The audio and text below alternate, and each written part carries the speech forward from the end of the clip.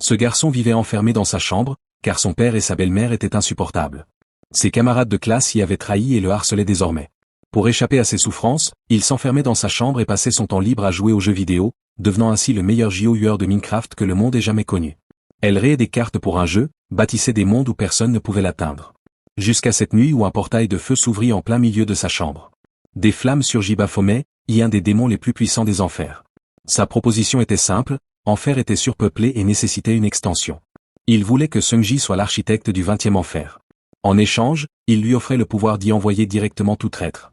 Seung-ji accepta sans hésiter. Il choisit la trahison comme thème. Il bâtit un piège inéluctable, et lorsqu'il fut prêt, il s'en prit un à un à ceux qui l'avaient détruit. Le garçon qui avait passé des mois enfermé dans sa chambre possédait désormais une clé et savait précisément quelles portes ouvrir. Ses amis traîtres seraient les premiers à payer. Après cela, peut-être commencerait-il à changer le monde sans reproduire les erreurs de Kira. Tout a commencé quelques jours plus tôt.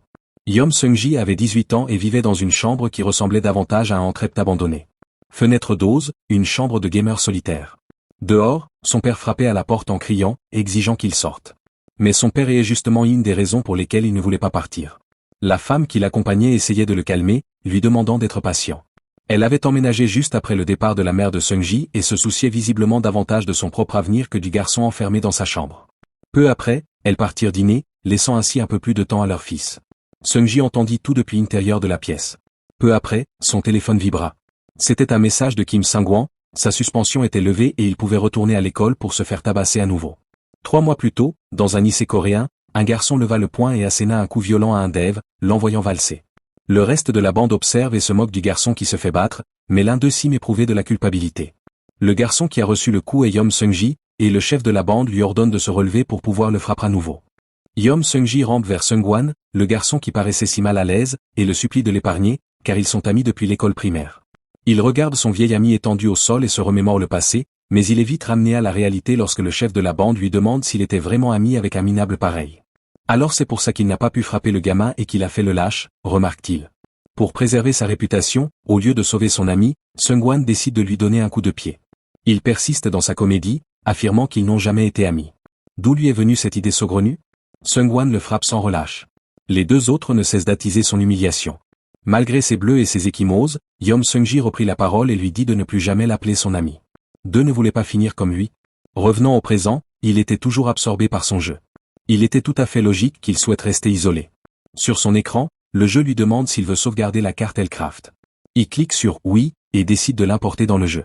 Pendant le chargement, il en profita pour examiner certaines caractéristiques de la carte. Du moins, dans le monde qui se reflétait sur son écran, il n'était pas trahi. Le jeune homme publia le lien vers la nouvelle carte sur le blog du jeu. Peu après, plusieurs utilisateurs lui envoyèrent des messages de remerciement pour cette création. Allongé dans son lit, Yeom Seung-ji tentait de se convaincre que cela lui suffisait. Mais même s'il voulait croire que rester dans sa chambre et dessiner des cartes lui suffisait, ce n'était pas vrai. En réalité, il se sentait seul et craignait d'être à nouveau trahi s'il sortait. Après un moment de sommeil, il se releva. Son père et cette femme dormaient probablement déjà. Il retourna à l'ordinateur pour consulter les avis sur la carte qu'il avait créée. Là, les éloges se sont multipliés. Les utilisateurs appréciaient la difficulté et la qualité de ses cartes. Il était heureux de savoir que son travail plaisait. Soudain, une nouvelle notification apparut dans un coin de son écran. Le message était plutôt étrange. « Salut humain, je me suis bien amusé avec ce jeu. Il est vraiment à la hauteur de l'enfer. Pourrais-je vous parler en personne afin de discuter de la création de l'enfer ?» Yeom Seung-ji eut l'impression qu'un enfant l'invitait à un entretien d'embauche. D'ailleurs, comment allait-il pouvoir discuter en personne sans convenir d'un lieu? Une voix grave résonna dans l'obscurité. « Trouver l'emplacement d'un humain ne me demandera rien. » Ces mots furent suivis d'un claquement de doigts. Soudain, un portail de feu s'ouvrit dans la chambre de l'adolescent. Stupéfait, il regarda cette lumière, croyant que sa chambre était en feu. Mais surgissant de nulle part, une silhouette commença à se dessiner au milieu des flammes, effrayant encore davantage Yeom Seung-ji. La voix grave du démon résonna dans la pièce tandis qu'il se présentait. Il déclara être le maître du 20e enfer sur le point d'être créé, et son nom était Baphomet. Le protagoniste laissa échapper un soupir. Sans aucun doute, la dépression et des mois d'isolement l'avaient finalement rendu fou. Il hallucinait désormais des fantômes. On entendit des pas, Baphomet s'approcha et le souleva par le bras, affirmant qu'il n'était ni un simple fantôme ni une hallucination. Il était venu pour exploiter le talent du garçon. Yeom Seung-ji était sous le choc. C'était bien réel. Il se dégagea de l'emprise du démon et tenta de reculer, mais Baphomet lui ordonna de se calmer, car sinon, il lui arracherait le cerveau et le dévorerait pour absorber tout son savoir. Assis là, comme lors d'un entretien d'embauche, les deux se fixèrent du regard tandis que le garçon ouvrait une canette de soda. « Alors, c'était un vrai démon ?» demanda le garçon. Baphomet répondit qu'il n'était pas seulement réel, mais qu'il était un démon de haut rang. Comme si de rien n'était, il but à la canette de soda, et Yom Seung-ji lui demanda s'il avait vu la carte Elcraft qu'il avait créée. Baphomet répondit par l'affirmative et ajouta qu'il était impressionné par son talent. Cette carte n'avait rien d'exceptionnel, pourtant, malgré son caractère inéluctable, il avait réussi à créer l'illusion d'une lueur d'espoir, un faux espoir savamment orchestré comme un piège destiné à tourmenter les joueurs. Malgré sa cruauté, la carte conservait une certaine dignité. Yom Seung-ji le regarda, se disant qu'il l'avait créée sous l'impulsion d'un ressentiment profond. Le démon expliqua que l'enfer commençait à manquer de place et qu'il fallait l'agrandir rapidement. Baphomet avait été choisi pour régner sur ce nouvel enfer, et c'est pourquoi il voulait que Yom Seung-ji en soit le créateur. Il souhaitait que ce nouvel endroit ressemble à Elcraft, voire soit pire encore. Le garçon y réfléchit longuement, mais il n'avait aucune intention de s'impliquer avec le démon, il voulait simplement continuer à vivre comme il le faisait, au milieu de toute cette désolation. Comment pouvait-il se contenter d'une vie aussi misérable ? Se demanda Baphomet. Il lui restait encore une proposition à faire. Avec la projection d'un nouvel enfer, il faudrait effectuer des tests avant l'ouverture officielle. Cette information piqua un peu plus la curiosité du garçon. La proposition finale était donc la suivante. S'il créait cet enfer, il aurait toute latitude pour y emprisonner le pécheur de son choix. Ceux qui l'avaient trahi, ne souhaiterait-il pas les envoyer dans un enfer qu'il aurait lui-même créé ? Il semblait que Yom Seung-ji ait pris sa décision. Rongé par la faiblesse et la haine envers ceux qui l'avaient lésé, il décida de devenir le nouveau créateur et accepta la clé qui lui était offerte. Si accepter de rayer un enfer lui permettait de se venger de ses vers, il était prêt à tout. Sans hésiter une seconde, il s'empara de la dé, comme s'il avait attendu ce moment depuis toujours. Baphomet joignit les mains, et dès cet instant, leur pacte fut scellé. À ces mots, Yom Seung-ji céda à ses faiblesses et à son ressentiment. Sans hésiter, il accepta l'offre et conclut un pacte avec le diable. Baphomet lui demanda quel genre d'enfer il souhaitait créer, car pour cela, deux éléments essentiels étaient nécessaires. Le garçon demanda de quoi il s'agissait. La première chose qu'il fallait, c'était que l'enfer ait un crime pour thème, comme l'enfer de l'avarice, l'enfer du mensonge, entre autres. Il lui faudrait donc trouver un autre péché ou crime à utiliser, puisque l'avarice et le mensonge existaient déjà. Il lui faudrait trouver un thème principal concernant les personnes qu'il voulait punir.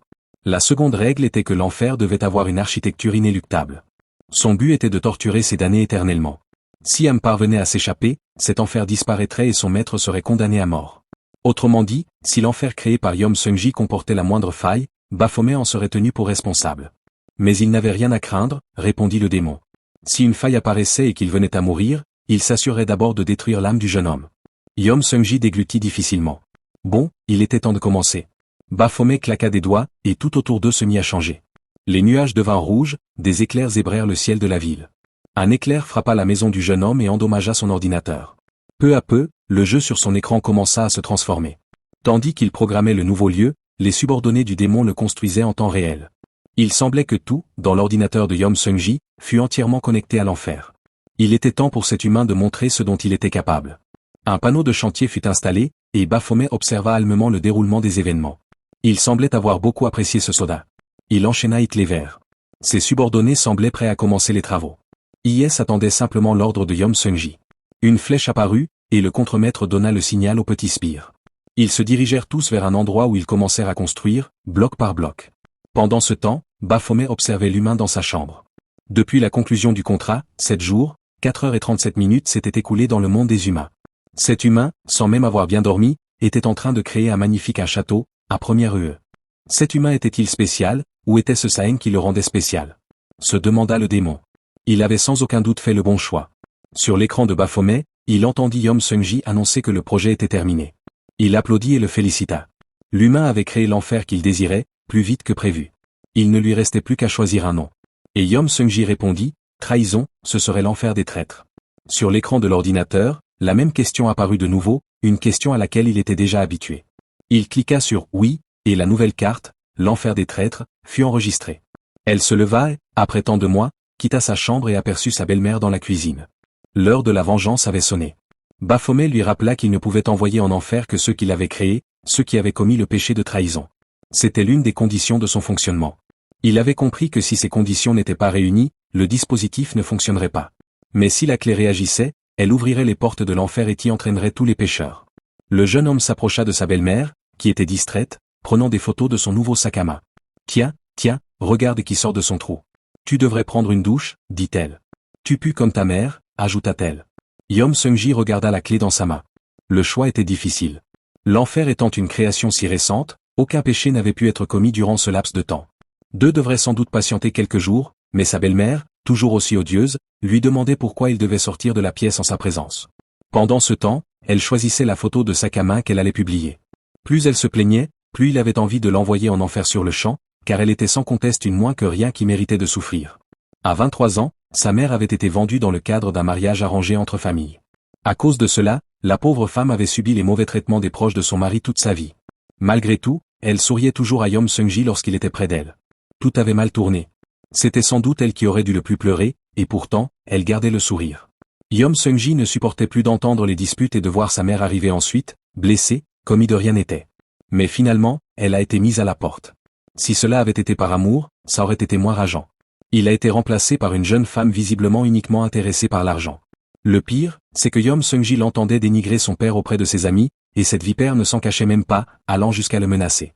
S'il ne voulait pas être mis à la porte comme sa mère, il avait intérêt à se taire. Elle n'était qu'une parasite qui voulait se gâter aux dépens des autres, quitte à détruire une famille. Yom Seung-ji resta là, tandis qu'elle s'irritait de plus en plus. Deux prit alors son courage à deux mains et lui demanda combien elle était prête à accepter pour quitter son père. La femme le regarda, déconcertée par cette question soudaine. Il lui dit qu'elle n'avait pas à faire semblant devant lui. Il était évident qu'elle n'était avec son père que pour l'argent.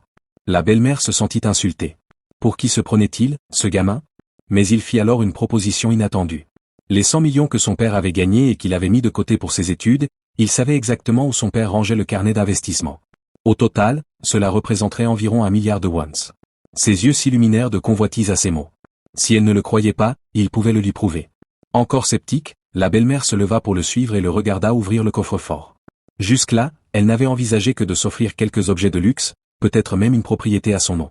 Mais si ce que disait Yom Seung-ji était vrai, elle était à l'abri du besoin pour le reste de sa vie. Il finit d'ouvrir le coffre et les trouvailles étaient là, des lingots d'or, des carnets d'ordre et une belle somme d'argent liquide. Pour la convaincre, il en prit une partie et lui dit qu'avec cet argent, elle pourrait partir vivre sa vie à l'étranger si elle le souhaitait. Mais quelque chose la gênait.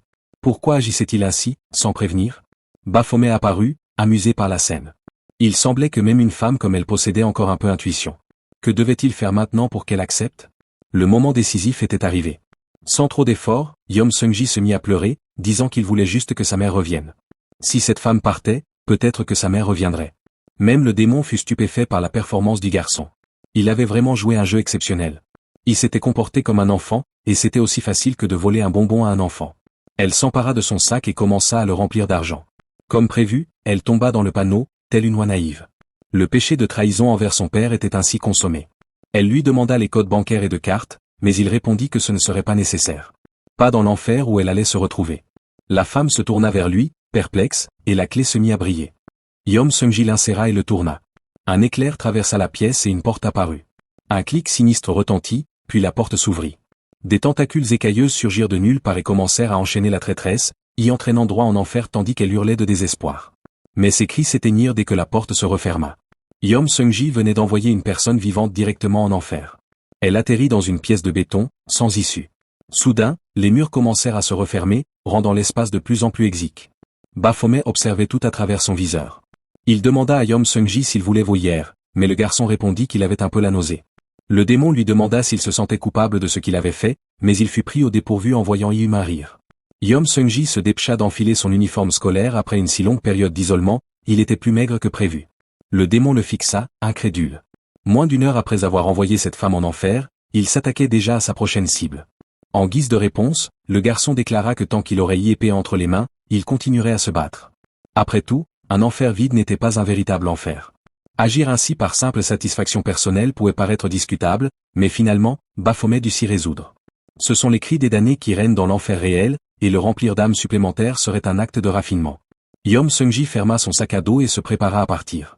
Cela fait 3 mois qu'il n'était pas allé à l'école, et sans hésiter, il quitta la maison en quête de sa prochaine victime. Peu à peu, y en faire de la trahison gagnait du terrain. C'était plus excitant qu'il ne l'avait imaginé. Déjà à l'école, dans la salle 2, au 4e rang, several personnes regardaient par la fenêtre. Quelqu'un a plaisanté en demandant s'il s'agissait d'une célébrité, et la personne a répondu que Yom Seung-ji était de retour. Personne n'en croyait ses yeux. Il était vraiment de retour. Mais n'avait-il pas abandonné l'école? Pourquoi était-il revenu? Se demandaient tous. Cependant, la véritable inquiétude était que chacun savait que la bande de l'école allait de nouveau en prendre à lui, et comme prévu, il n'allait pas laisser passer son retour. Tout le monde savait que l'atmosphère dans la pièce allait de nouveau, ils étaient impatients de voir ce qui allait se passer et comment son retour allait tout bouleverser. Mais Yom Seung-ji avait un tout autre plan en TTE pour Kim Seung-wan et sa bande. Ils ouvrirent la porte, leur cible déjà en vue. L'idiot est vraiment revenu, a déclaré le chef. Ils l'ont encerclé, disant qu'il aurait dû prévenir. IS s'attendait à le voir arriver. IS lui aurait préparé un accueil chaleureux. Baphomet avait tout mal compris, croyant que Yom Seung-ji était populaire et une célébrité parmi les rêves. Malheureusement, ce n'était pas le cas. Un des membres du gang jeta le cahier du protagoniste par terre. Il se plaignit, disant que grâce à lui, son dossier scolaire était désormais entaché. S'il causait des problèmes, il devrait payer. Si tu ne veux pas devenir le spectacle de tout le monde, tu ferais mieux de venir avec nous tranquillement, dit l'un des garçons. Ils se dirigèrent tous vers les toilettes des garçons, environ 5 contre 1. Quelle machination lâche! L'insupportable n'arrêtait pas de se plaindre de ses résultats scolaires. IS essayait de faire porter le chapeau à la victime pour l'agression de Yom Seung-ji, comme si Seung-wan n'avait été qu'un pauvre malheureux pris entre deux feux. Silencieux comme toujours, il resta muet en écoutant toutes ces inepties. Et comme prévu, le premier coup de poing l'atteignit en plein visage. Ce silence commençait à agacer le colosse.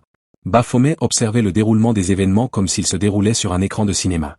C'était donc ce qu'ils appelaient ACCL la victime. Vu la tournure des choses, il sera difficile de les amener à commettre le péché de trahison, commenta-t-il. Alors, que ferait finalement Yom Seung-ji? Il s'essuya la bouche de sang et son objectif était clair, les envoyer tous en enfer. Comme le démon l'avait prédit, il n'y avait aucune confiance entre lui et les brutes. Il ne pouvait donc pas manipuler un péché de trahison qui le concernait directement. Mais les humains avaient toujours utilisé des armes pour abattre des créatures bien plus grandes qu'eux. Il lui suffisait d'utiliser son intelligence. Et pour cette chasse, l'arme la plus efficace qu'il pouvait employer était en réalité d'une simplicité déconcertante. La bande se moqua de lui lorsqu'ils le virent fouiller dans sa poche, croyant qu'il avait un couteau pour se défendre. Mais à la surprise générale, il en sortit $5000. Il comptait bien utiliser le pouvoir de l'argent contre le groupe. Mais il n'y avait aucune raison de tenter de les corrompre. Is pourrait tout simplement le tabasser et prendre argent après. J veut bien me faire tabasser, ça ne me dérange pas. Mais c'est vraiment injuste de votre part de faire ça, a-t-il dit. Baphomet était ravi de la tournure des événements. Yom Seung-ji jeta la liasse de billets par terre. Outre la correction, il n'avait qu'une seule requête à formuler. Seung-wan serra les dents et lança l'attaque, mais fut stoppé net. Le chef déclara qu'il fallait l'écouter. Après tout, il y avait de l'argent en jeu. Tout comme les personnes recherchées, ils avaient mordu à Yamson. Deux se baissa et ramassa l'argent en disant que s'il a réussi à remettre 5000 livres sterling aussi facilement, il en avait probablement bien plus en réserve. Alors, que désirez-vous? Demanda-t-il. Il regarda Kim Seung-wan et leur dit qu'il voulait qu'on le tabasse. Tous les regards se tournèrent vers le garçon de tout à l'heure, désormais sous le choc. Et comme si cela ne suffisait pas, il avait encore plus d'argent en poche. Détruisons Kim Seung-wan, qui m'a trahi alors que nous étions encore amis, dit Yom Seung-ji. Son piège était tendu. L'heure de la chasse avait sonné. Un rire retentit. Peut-être que cet idiot est finalement intéressant, dit le chef. Il fourra l'argent dans sa poche. Il a félicité Kim Seung-wan pour sa dernière tentative de déni, mais il semblait qu'au final, les deux hommes étaient bel et bien amis. Une petite revanche. Considérez les prochaines minutes comme telles, a-t-il ajouté. Le grand Costoda essayait de retenir le garçon, mais celui-ci a esquivé son bras. De quoi tu parles? Deux a essayé de se défendre. On n'a jamais été amis. Pourquoi fais-tu confiance à une ordure comme Yom Seung-ji? Une ordure? On prend juste un peu d'argent à un ami. Qu'est-ce qu'il y a de si difficile à comprendre? Répondit le chef sans vergogne. Kim Seung-wan n'en croyait pas ses oreilles. Il lança un regard furieux au garçon étendu au sol. Deux y attrapa par le col, lui demandant pour qui il se prenait pour l'entraîner dans un tel pétrin, et comment il osait faire ça à un ami. De quel genre d'ami parlait-il, au juste? Mais Yom Seung-ji se reprit aussitôt. Étant ami d'enfance, il était normal qu'ils traversent cette terrible épreuve ensemble. Le garçon aux cheveux bruns, furieux, voulut frapper le protagoniste, mais fut arrêté. Quelqu'un l'attrapa par le col et le projeta violemment au sol. IS avait été payé pour cela. Il était MPS de s'acquitter de leur tâche. Il tenta de négocier le prix unitaire pour savoir combien il en faudrait pour atteindre 5000. Et Yom Seung-ji accepta l'idée de 500 ris par coup de poing, soit une dizaine de coups. Sans attendre une seconde de plus, ils commencèrent à compter les coups sous ses yeux. Voilà donc ce que les gens ressentaient en voyant d'autres personnes subir une telle humiliation physique. Le bruit était plus faible que lorsqu'il se souvenait d'avoir été battu. C'est agaçant, pensa-t-il. Pourquoi ces types trouvaient-ils ça si amusant?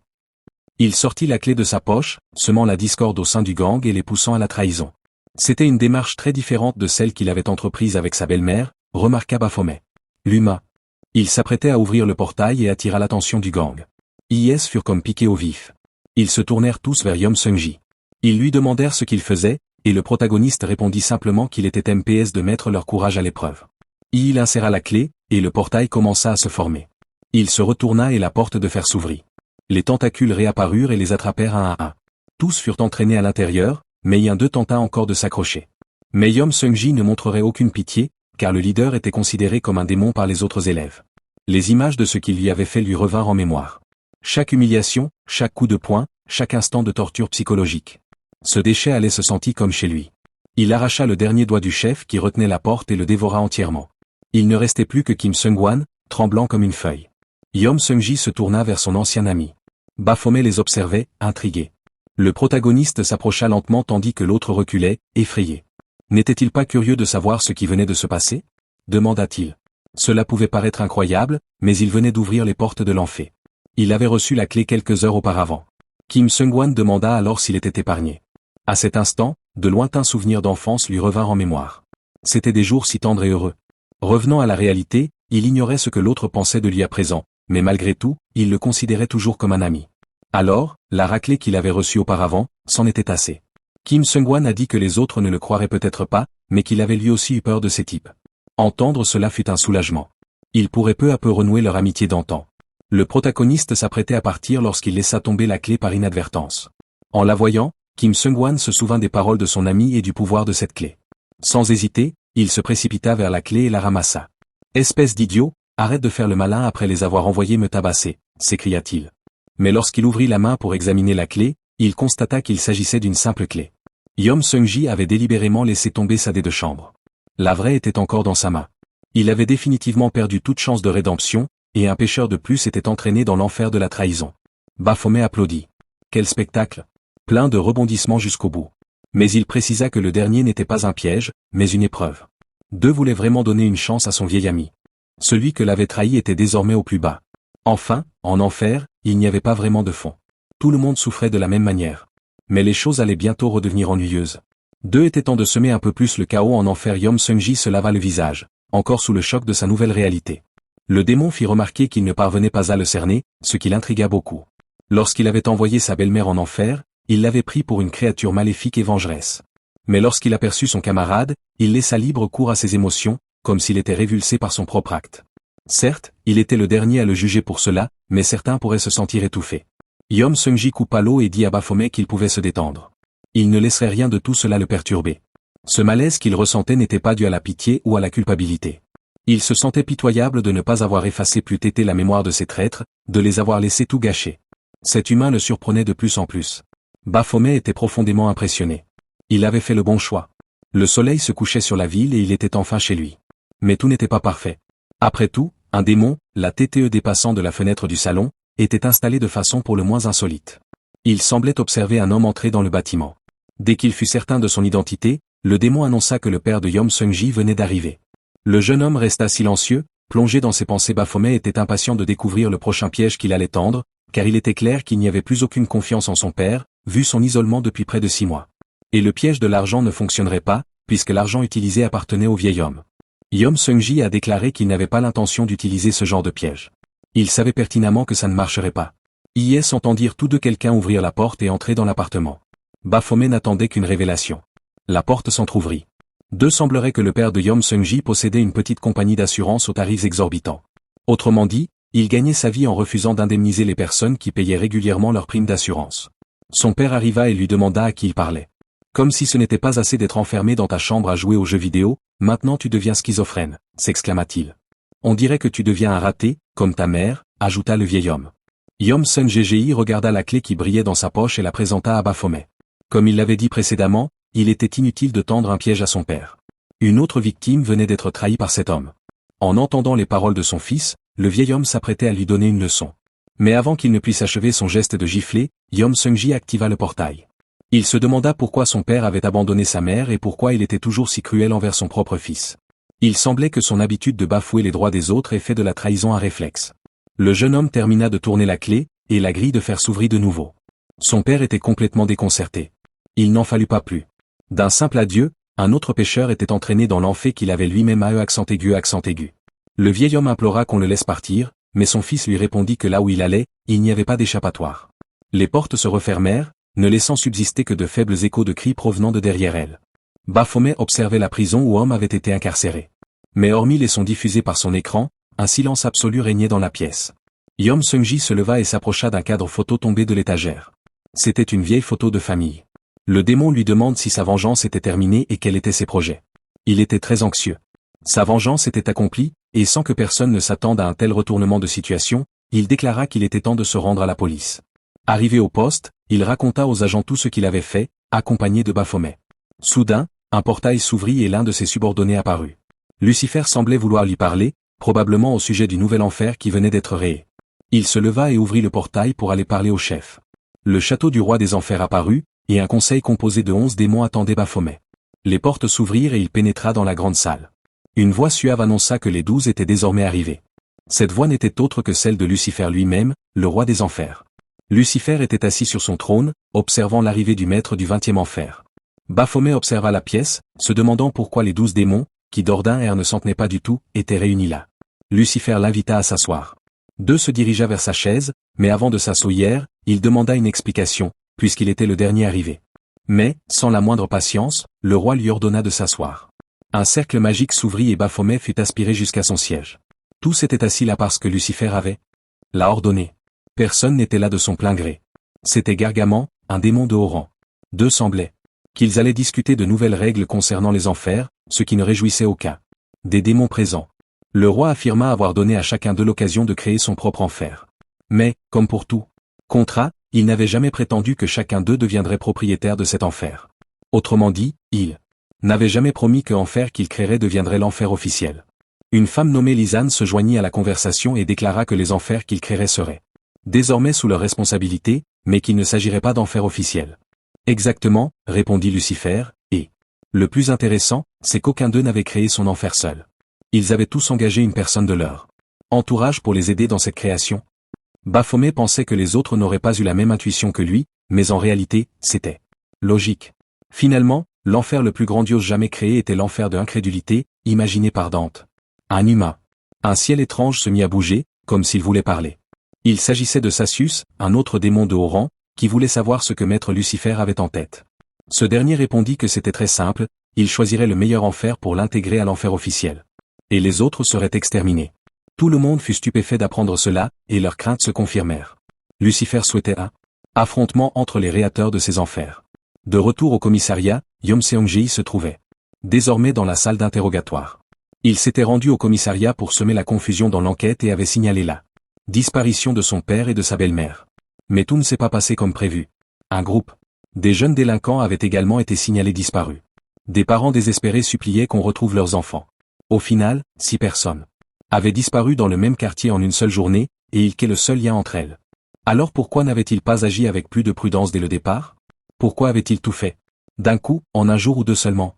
L'explication était évidente, il était impossible de le faire condamner. Le seul lien était entre lui et les personnes disparues. Personne n'avait été vu ouvrir les portes de l'enfer, et encore moins de preuves telles que des armes ou des corps. Il existe toujours des liens entre des personnes disparues, mais la loi n'était pas assez simple pour condamner quelqu'un sur la seule base de celle-là. Yom Seong-ji sourit. Il serait probablement bientôt libéré. Le jeune enquêteur informa son supérieur que, malgré tous leurs efforts, il n'avait trouvé aucune preuve contre ce garçon. Que pouvait-il faire? Un amateur comme lui n'aurait pas pu dissimuler toutes les preuves sans laisser la moindre trace. Dans cette situation, la seule chose à faire était de relâcher le garçon, a déclaré le commissaire Park Sang-sik. Mais avant cela, il souhaitait lui parler une dernière fois et a demandé à son subordonné de couper le micro. Il ouvrit la porte de la chambre où se trouvait Yom Seong-ji et s'excusa pour tous ces événements survenus juste après la disparition de ses parents. Park Sang-sik lança un piège, affirmant qu'il n'avait pas agi volontairement. Il était convaincu que le garçon n'avait tué personne. Yom Seong-ji garda le silence. Il n'avait vraiment tué personne, il les avait seulement envoyés en enfer. Il fut surpris d'entendre sa propre voix, car il était certain de l'avoir seulement pensé, et non prononcé. Mais devant lui, le détective tenait une étrange clé, semblable à la sienne. Park Sang-sik lui demanda s'il était surpris. Il semblerait que Yom Seong-ji ne soit pas le seul à avoir été choisi par un commandant venu des enfers. Le garçon était véritablement sous le choc. C'était la dernière chose à laquelle il s'attendait. Le détective a dit qu'il était surpris lui aussi, mais il ne s'attendait pas à ce qu'un aveu pareil soit obtenu aussi facilement. Il s'approcha de Yom Seong-ji, tandis que le jeune homme était plongé dans des pensées contradictoires. Son intuition semblait vraiment aiguisée, et il ne savait pas s'il était arrivé si près du but en sachant quelque chose, ou s'il avait simplement tenté sa chance et avait pris au dépourvu. Mais, abstraction faite de tout est là, une chose était sûre. Tandis que les deux hommes se fixeraient du regard, Yom Seong-jae pensa que, si nécessaire, il n'hésiterait pas à envoyer cet homme en enfer comme les autres. Manipuler ce détective pour le faire passer pour un traître ne devrait pas être trop difficile. Soudain, un portail s'ouvrit et Baphomet apparut au beau milieu de l'interrogatoire.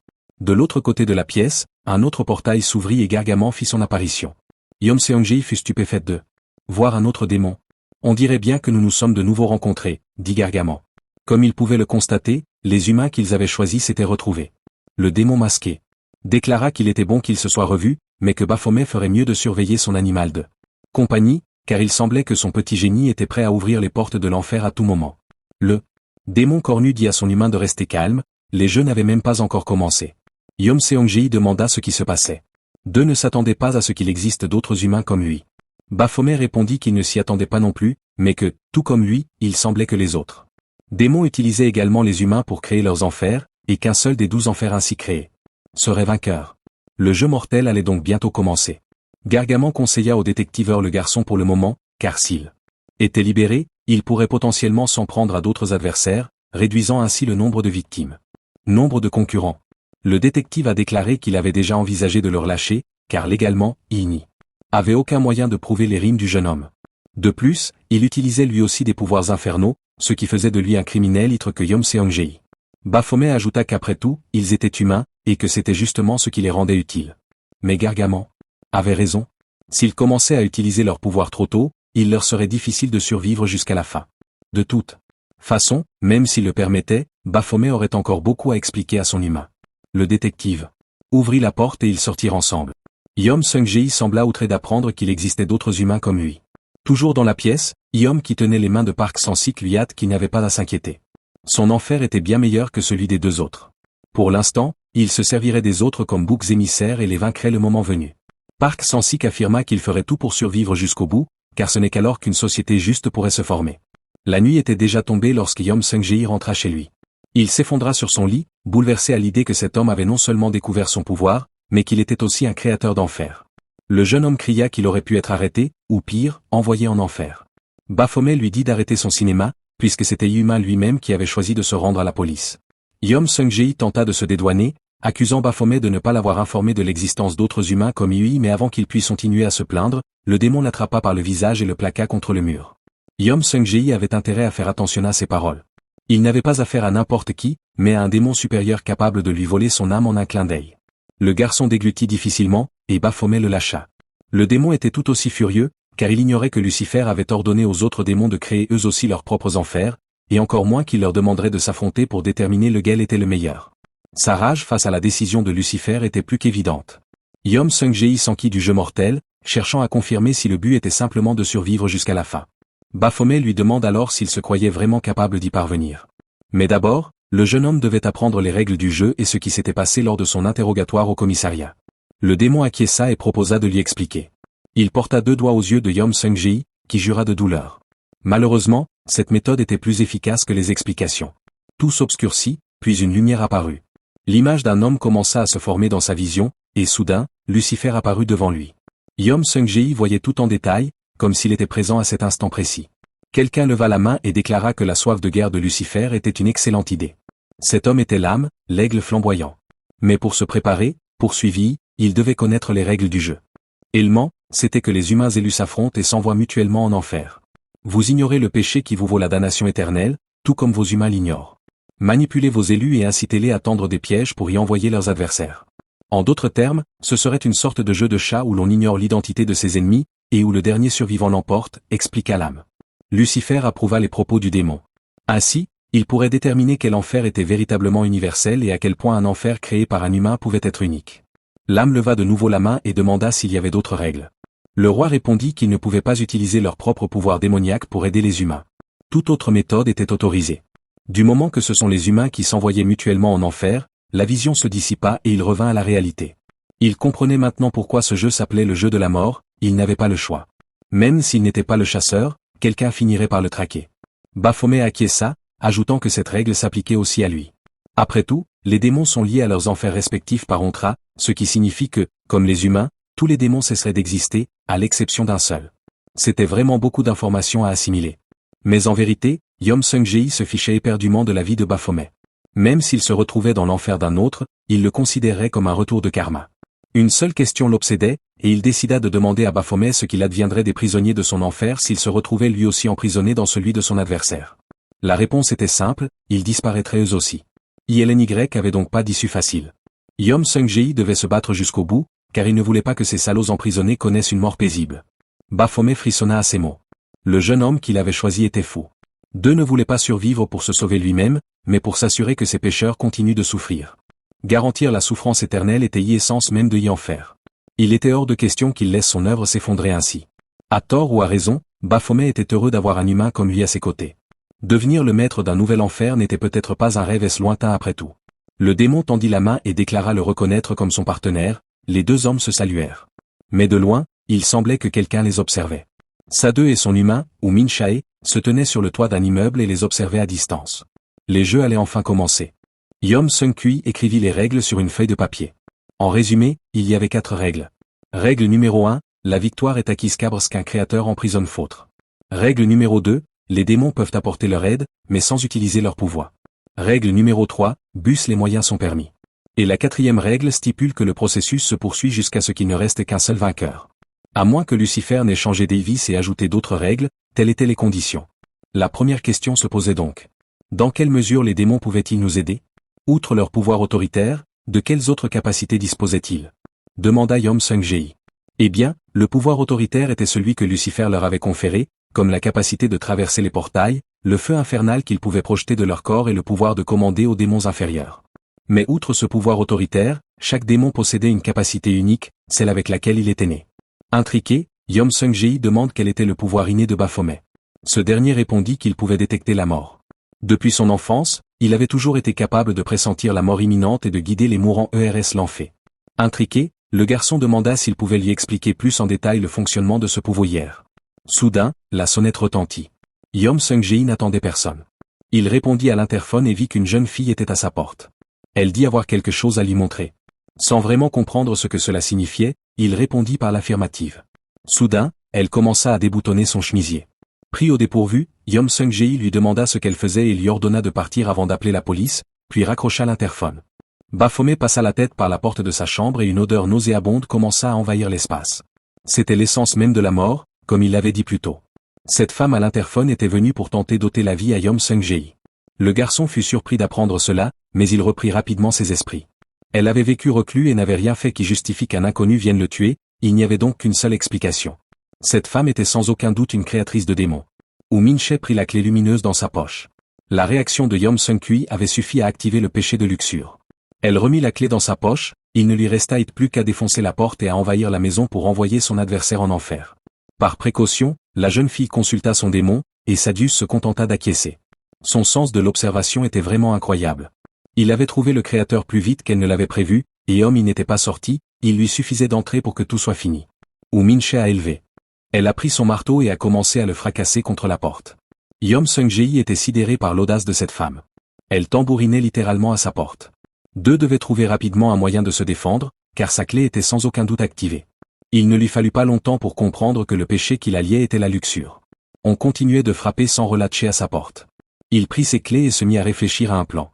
Lorsqu'il répondit à l'interphone, il ignorait qu'elle était aussi une de ses adversaires et ne put donc se préparer. Cet acte pouvait-il être considéré comme un péché de trahison? Baphomet lui expliqua que son action était encore trop superficielle pour être qualifiée de péché. Pour que la clé soit activée, l'adversaire devait renoncer à sa foi. De toute évidence, un acte aussi anodin ne constituait pas un péché de trahison, même s'il était intentionnel. Les règles de l'enfer étaient impitoyables, mais Yom Sung-jae semblait si calme que Baphomet lui demanda s'il avait encore un atout dans sa manche. Un autre coup de marteau résonna contre sa porte. Si l'autre personne avait déjà activé sa clé et comptait entrer, expliqua le protagoniste en s'approchant de la porte jusqu'à se tenir devant elle, il devait lui faire voir qu'il était capable de déchaîner son pouvoir dès l'ouverture. Le jeune homme s'assit devant la porte et avertit la femme dehors que si elle entrait, elle irait directement en enfer. D'abord déconcertée, elle comprit qu'il bluffait et continua de marteler la porte. La jeune fille confirma ce qu'il avait déjà deviné. Blé forçait le passage car elle avait déjà déclenché les conditions qui ouvriraient la porte de son enfer. Elle parvint finalement à briser la poignée. Yom Sung-jae lui adressa un second avertissement, lui disant que si elle s'en prenait à lui, elle tomberait directement dans son enfer. Wu Min-chae ne s'y attendait certainement pas. Il ne la suppliait pas pour sa vie, et il ne se cachait pas d'elle.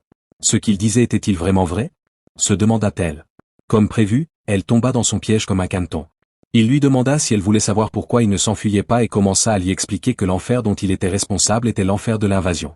Elle regarda par le trou de la porte et ils se fixèrent du regard. C'était, en réalité, un demi-bluff, mais il devait jouer avec les cartes qu'il avait. Rien dans les règles de Lucifer ne l'empêchait de mentir sur le thème de son propre enfer. Baphomet le regarda avec admiration. Malgré le peu de temps dont il disposait, il avait déjà réussi à lui tendre un piège. Mais, en tant qu'humain doté d'une grande intelligence, W. Minchae savait aussi qu'il y avait de fortes chances que ce soit un mensonge. La probabilité qu'il s'agisse d'un bluff était certainement supérieure à 90%. Mais si, au final, c'était sincère? Et si elle avait réellement ouvert la porte et déclenché le calvaire de Yom Sung-ji? Elle imagina ce scénario et se persuada qu'elle ne voulait pas que la partie s'arrête là. Un moment de silence suivit, tandis qu'elle envisageait toutes les issues possibles. Possibilité 1, insérer sa clé dans la serrure et activer son enfer. Mais cela pourrait aussi activer l'état de son adversaire. Possibilité 2, battre en retraite, mais si elle agissait ainsi, autre joueuse ne se laisserait plus prendre au piège. Yom Sung-ji se souviendrait de cette attaque et connaîtrait la condition pour déclencher le piège de Woo Min-chae. Autrement dit, un échec et mat potentiel, chaque option comportait un risque important. Que devait-elle faire?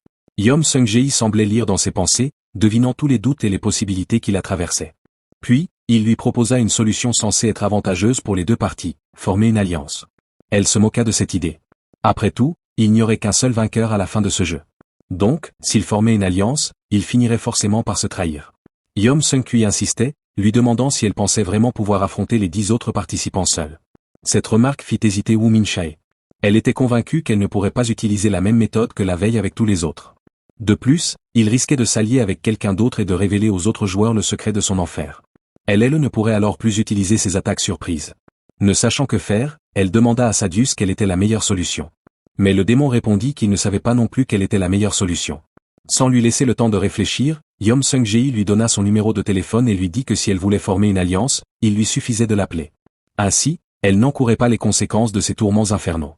Puisqu'elle avait défoncé la porte, la police était sans doute en route, il valait mieux qu'elle parte vite. Même si elle n'en était pas encore tout à fait sûre, Woo Min-chae prit son téléphone et nota le numéro que Yom Sung-ji lui avait donné. Apparemment, les choses ne s'étaient pas passées comme prévu. Apparemment, ses adversaires étaient aussi intelligents qu'elle. Il a gardé le silence jusqu'à son départ, puis a laissé tomber la comédie. Les jeux avaient à peine commencé qu'il était déjà presque éliminé. Baphomet a fait remarquer qu'il soupçonnait l'existence d'un démon capable de détecter les autres utilisateurs, mais il ne s'attendait pas à ce qu'ils soient les premiers. Plus important encore, Yom Sung-ji était vraiment. Il méritait des éloges. Sa vivacité d'esprit l'avait une fois de plus surpris. Il continuait de discuter de la suite des événements. Yom Sung-ji était en train de modifier son enfer virtuel lorsqu'un message apparut sur son téléphone. Woo Min-chae avait accepté de former une alliance temporaire avec lui. Il regarda son téléphone, se disant que survivre à cette journée était déjà une victoire. Si elle divulguait la moindre information sur leur alliance ou sur son pouvoir, Yom Sung-ji pourrait déclencher son plan machiavélique. C'était vraiment un coup de maître. Pendant ce temps, au commissariat, inspecteur Park Sang-sik examinait des dossiers confidentiels. Il semblait absorbé par ses recherches, cherchant d'autres créateurs comme lui. Gargamel lui demanda s'il utilisait son pouvoir à cette fin. Ce ne serait pas une si mauvaise idée. Mais le nombre de disparus était trop élevé, si bien que même s'il voulait user de son pouvoir, la tâche s'avérait plus compliquée que prévu. Quelqu'un sembla entrer dans son bureau et lui demanda s'il était déjà sur le point de partir. Le détective demanda à son assistant ce qu'il faisait là à cette heure-ci, et le jeune homme répondit qu'il faisait simplement un petit réapprovisionnement. Il ouvrit le tiroir pour ranger son sac et en profita pour mentionner qu'un peu plus tôt, ils avaient reçu un signalement de tentative d'effraction chez Yom Sung-ji. Il semblerait qu'un étudiant déséquilibré ait essayé de s'introduire chez lui. Lorsque la police est arrivée sur les lieux, la victime était saine et sauve, et la jeune fille avait déjà quitté les lieux. Enfin, il tenait une piste. Il était certain que la île qui avait suivi Yom Sung-ji était elle aussi une véritable démone. Qui aurait cru que ce geek s'en sortait si bien? Il leur a demandé de visionner les images de la caméra de surveillance pour identifier la fille qui avait attaqué la propriété. Outre les images, le détective avait une autre requête, il voulait que son subordonné surveille les déplacements des garçons tout au long de la semaine. Pendant que les joueurs qui connaissaient déjà l'identité des autres s'analysaient mutuellement, dans un autre quartier de la ville, la première élimination eut lieu. Un vieil homme était agenouillé, tandis qu'un homme élégant se tenait devant lui. Il semblait que cet homme était le joueur de Jam. Le vieil homme supplia le jeune homme de le sauver et se plaignit à son démon, affirmant qu'il n'était pas du genre à commettre des péchés. Mais homme bien habillé s'approcha du vieil homme et lui dit que parfois, l'existence même était un péché.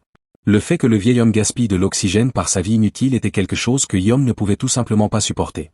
Alors même qu'il implorait grâce, les portes de l'enfer s'ouvrirent et son âme fut aspirée. Son démon commença à disparaître, déclarant que cette fois, Jam avait eu de la chance. Mais avant qu'il ne puisse ajouter quoi que ce soit, Humain écrasa le démon rose du pied et le traita d'incompétent. Jam lui demanda d'arrêter. Qu'il veuille ou non, ce démon sous son pied venait des plus hauts gradés de l'enfer. Mais sans la moindre peur, Yom se tourna vers lui et lui dit que s'il ne voulait pas que cela arrive, il avait intérêt à bien faire son travail. Le démon mi-aigle le fixa, incrédule, se demandant s'il avait bien entendu. Mais l'humain se rétracta, affirmant qu'il plaisantait. Après tout, ils étaient partenaires. Il ne restait plus que 10 participants. S'ils parvenaient à tous les capturer, leur utopie serait enfin réalisée. 3 jours s'étaient écoulés depuis l'incident avec Fabiana, et Yom Sung-jae avait pris le temps de se reposer comme s'il était en vacances. Baphomet le fixa du regard, cherchant à comprendre la stratégie de l'humain. 3 jours auparavant, non seulement ils avaient survécu à 2 adversaires, mais ils avaient aussi formé une alliance. Et pourtant, à sa grande surprise, rien n'avait été fait depuis. S'il voulait gagner, ne devrait-il pas agir? Yom Sung-jae dit comprendre sa frustration. Lui non plus n'était pas du genre à rester les bras croisés, et il ressentait lui aussi une certaine impatience. Le démon demanda alors pourquoi l'humain semblait si détendu. Tout d'abord, un jeu comme celui-ci était progressif. Vers la fin, il n'y avait généralement plus le temps de se reposer ni même de recueillir des informations. Autrement dit, une fois la partie véritablement lancée, il leur était impossible de dormir. Toujours soit la proie, soit le chasseur. De plus, s'il commençait à perdre patience, quelqu'un allait forcément commettre une erreur. Après tout, il y a toujours eu des imbéciles qui préfèrent gagner une bataille plutôt que la guerre. Il ne comptait donc lancer la chasse que lorsqu'un joueur agressif tomberait dans un de ses pièges. Son téléphone se mit à sonner. Il semblait que c'était Min Chae qui appelait. Au téléphone, elle se plaignit que cela faisait 3 jours qu'ils avaient formé l'alliance et qu'il ne l'avait pas contacté une seule fois. Il répondit qu'il n'avait rien fait de stratégique, attendant que quelqu'un commette l'impair d'une invasion. Elle soupira de frustration et fit remarquer que, pendant son absence, un incident s'était déjà produit. Apparemment, une vidéo intéressante avait été publiée sur un streamer et Yom Sung-jae voulait la voir. Min Chae lui a donc envoyé le lien pour qu'il puisse la visionner lui aussi. Un streamer du nom de Gagaka est apparu à l'écran. Pendant son live, il a expliqué qu'il participait à une sorte de jeu. Pas n'importe quel jeu, mais un jeu similaire au 1G Game, où aucun des participants ne connaissait l'identité des autres. Et comme la stratégie de chacun semblait identique, se cachait jusqu'à ce que quelqu'un fasse le premier pas, le jeu n'avait rien d'excitant. Étant quelqu'un d'enthousiaste, il s'attendait à ce que ce jeu mortel soit rempli de cris et de poursuites, il décida donc de révéler son identité en premier. Ainsi, le jeu pourrait enfin démarrer et les participants pourraient choisir entre voler sa clé ou traquer les autres joueurs qui le visaient. Il invita donc tout le monde chez lui ce soir-là, à minuit, en précisant l'adresse exacte dans les commentaires. Baphomet et Yom Sung-jae restèrent bouche bée devant leur téléphone, incrédules. Comme ils l'avaient attendu, le moment était venu de passer à l'action. Bien sûr, une telle occasion leur permettrait d'identifier d'autres joueurs et de réduire leur nombre. Les vacances semblaient bel et bien terminées. Dans un café du centre-ville, Yom Sung-jae attendait Min Chae. Celle-ci arriva, se plaignant de son apparence et lui demandant s'il avait choisi un endroit aussi fréquenté exprès pour éviter qu'elle ne l'attaque. Il lui répondit qu'il avait quitté son domicile pour la rencontrer et que, par conséquent, il était désavantagé puisqu'il ne pouvait pas activer le péché d'invasion. Elle s'assit et alla droit au but, demandant ce qu'il comptait faire concernant l'invitation de ce streamer. Outre les internautes lambda, d'autres créateurs comme eux avaient probablement vu la vidéo. Il y avait fort à parier qu'un ou deux joueurs allaient se présenter. Quelle serait donc la meilleure stratégie? Yom Sung-jae réfléchit à ce qu'il devait faire. Il ne voulait pas qu'elle découvre la véritable condition d'activation de son sim. Il décida de dire qu'il partirait. Même si son péché n'était pas très efficace, cela restait une bonne occasion de découvrir l'identité des autres joueurs. En fait, ce n'était pas une mauvaise idée. Il leur suffisait de vérifier la localisation dès que l'adresse serait publiée dans les commentaires. Mais avant qu'il ne puisse poursuivre, un événement inattendu se produisit. L'inspecteur Park Sansik arriva au café accompagné de son démon, Gargamel. Yom Sung-jae se demanda ce qu'il faisait là, et Min Chae se retourna et se retrouva nez à nez avec un autre joueur. Le détective leur sourit à tous les deux et dit trouver mignon qu'ils soient assis dans un lieu public à discuter de ce qu'ils allaient faire. Un instant, les deux jeunes joueurs furent pris de panique et échangèrent des regards. Mais le détective semblait sincèrement amical. Malgré tout, il était naturel de se demander depuis combien de temps il les observait. Et comment avait-il l'audace de se présenter, sans même connaître leur péché? Avait-il fait quelque chose qui aurait pu déclencher l'état de son ki et les envoyer en enfer? Ils se posaient tous deux la question. Park Sik termina le verre qui avait appartenu à Yom Sung-jae et leur ordonna d'arrêter ce qu'ils comptaient faire. Il les avertit que s'ils continuaient, ils finiraient tous les deux en enfer sur le champ. Pendant ce temps, chez le streamer Gagaka, il vérifiait la portée de sa vidéo et s'il avait correctement écrit l'adresse. Deux ne lui restait plus qu'à poster le colis et attendre. Son démon, Jin Jang, lui demanda s'ils allaient vraiment mettre ce plan à exécution. Le garçon sourit, tout excité, confirma qu'ils allaient bel et bien le faire. Après tout, il avait déjà placé les caméras aux bons endroits. D'ailleurs, le pouvoir de Jin Jiang ne servait pas à grand-chose d'autre. Ainsi, le premier événement majeur de ce jeu mortel se déclencha, et la stratégie de Gagaka fut achevée. Au café, tous trois restèrent assis, immobiles. Son qui rayonnait, signait que quelqu'un avait commis le péché qui activait son pouvoir. Mais quand cela a-t-il pu se produire? Depuis l'annonce des jeux dans cette vidéo, il s'était efforcé de ne commettre aucun péché. Yom Sung-ji se souvint d'un détail. Au poste de police, son qui n'était pas activé lorsqu'il l'avait montré. Se pourrait-il donc qu'il ait réagi à Min Chae et non à lui? Deux regarda la femme devant lui. Lorsqu'une hypothèse lui vint soudain à l'esprit. Yom Sung-ji tenta d'attirer l'attention d'Min Chae, mais il fut interrompu par Park Sang-sik, qui semblait avoir quelque chose à dire. Malgré tout, il se leva. Le détective adressa un dernier avertissement au garçon, mais Yom Sung-ji affirma qu'il bluffait. Si son hypothèse était juste, le détective avait menacé quelqu'un pour déclencher un péché et avait profité de ce moment pour l'approcher. Car si ni lui ni Min Chae n'avait commis de péché, l'autre ne pouvait que bluffer. Et avec un pêcheur dans le café, tout s'éclairait. Cela expliquait pourquoi son qui était actif à cet endroit. De plus, Yom Sung-ji ne l'avait jamais vu vérifier son qui depuis son entrée dans le café. Il remarqua un homme visiblement anxieux assis non loin de là, et la clochette sur la table n'était pas là depuis longtemps. Yom Sung-ji s'approcha de l'homme et alla des rois au but, lui demandant s'il était entré dans le café après avoir été menacé par Park Sang-sik. Min Chae se leva, indigné, en comprenant que tout cela n'était qu'un piège, et notre protagoniste confirma son hypothèse. X pour qui vous prenez-vous pour nous traiter ainsi? S'exclama la jeune fille. L'homme qui avait été manipulé profita de l'occasion pour se renseigner auprès du détective et quitta les lieux précipitamment. Park Sang-sik esquissa un sourire, ce qui surprit Yom Sung-ji. Le détective dit que le garçon avait bien grandi, ou peut-être que, lors de leur dernière rencontre, il avait été tellement bouleversé qu'il avait laissé échapper quelque chose. Que pouvait bien mijoter cet homme? Puis il se leva, et leur avoua que tout cela n'était qu'un test. Après tout, il ne voulait pas s'allier à deux imbéciles. Malgré tout, Yom Sung-ji n'en démordait pas et restait méfiant. Mais d'un ton amical, il invita les deux jeunes Ken à se rasseoir et à écouter sa proposition. Comme si de rien n'était. Il n'y avait plus rien entre eux. Maintenant, le détective buvait dans le café de Min Chae, ce qui donnait à la situation hier tout à fait normale. Elle demanda aux geeks s'ils allaient écouter ce que le détective avait à dire. Après tout, il n'avait plus beaucoup de temps. Mais si Yom Sung-ji ne s'était pas levé pour partir, c'était précisément parce que cet homme était un détective. De ce fait, il pouvait débusquer des individus malfaisants comme eux grâce au dossier de police. De plus, il avait toujours la possibilité de les appréhender ou de les contraindre à des restrictions de liberté en usant de son autorité. En bref, les individus comme eux, qui ne disposaient que d'un seul atout, étaient désavantagés face au détective, car lui, en avait deux. Former une alliance avec lui serait donc judicieux.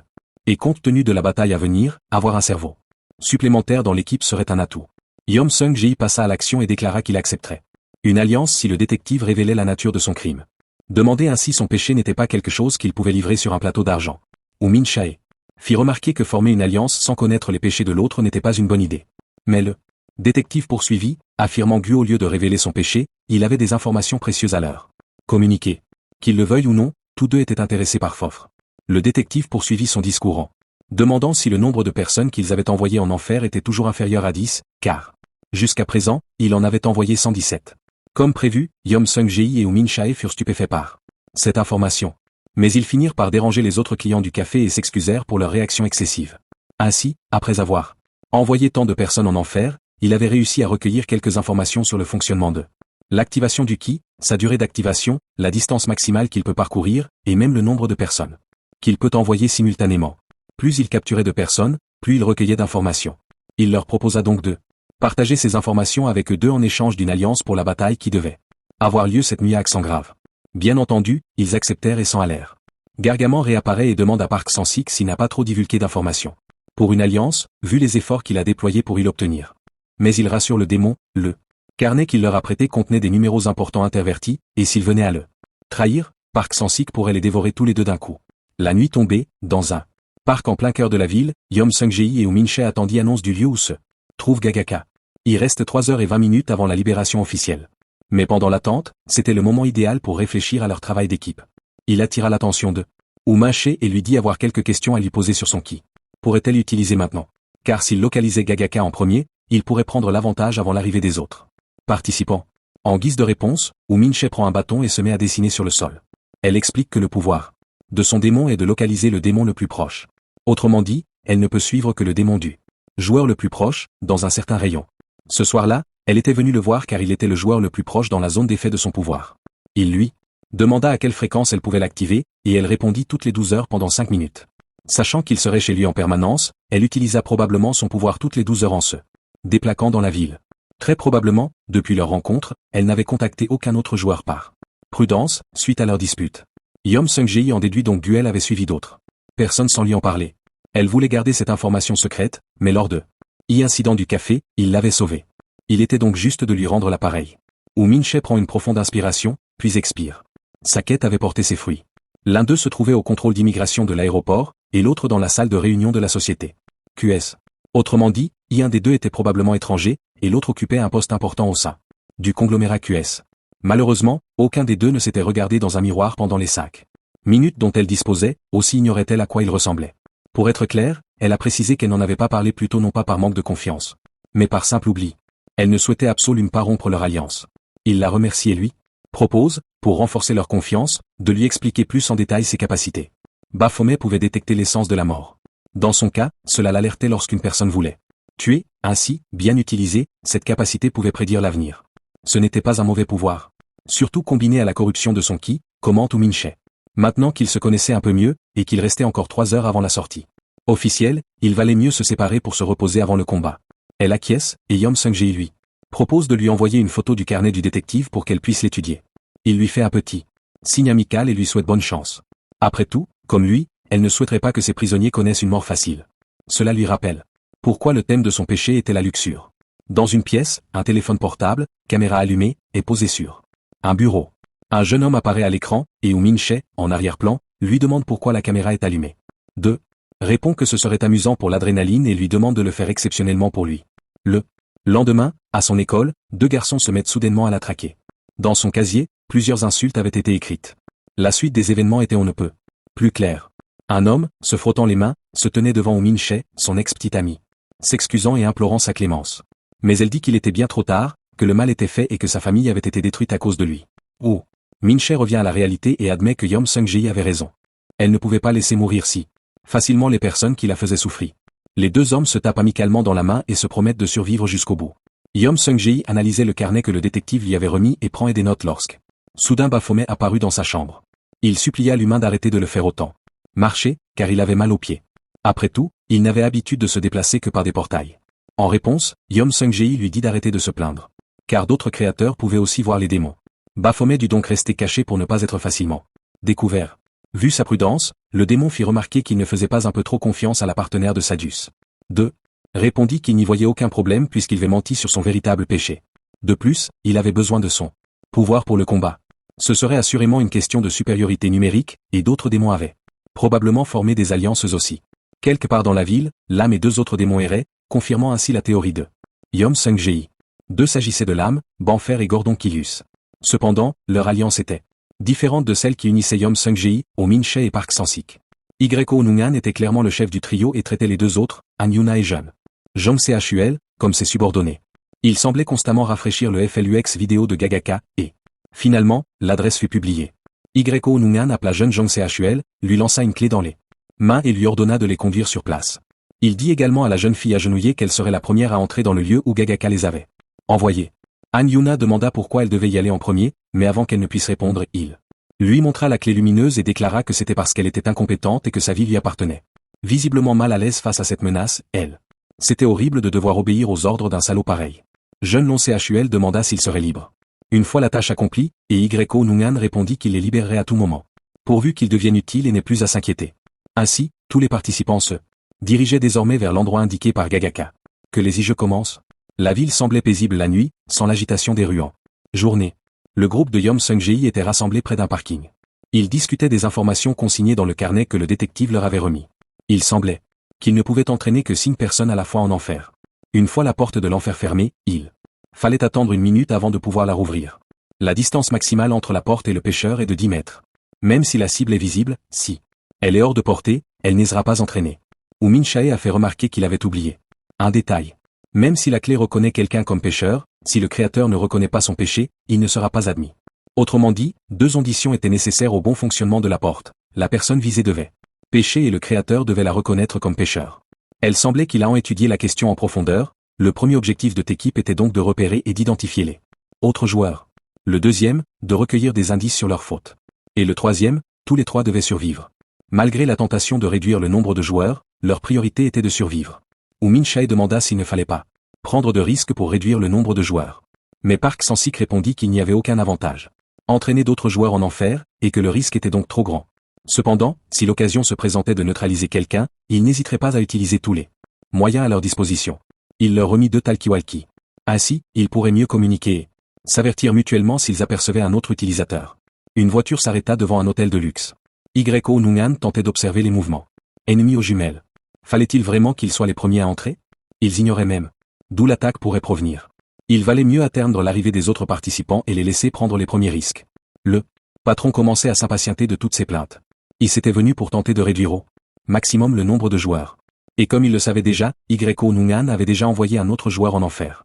Il en avait tiré une leçon, envoyer un créateur en enfer confère un pouvoir supplémentaire.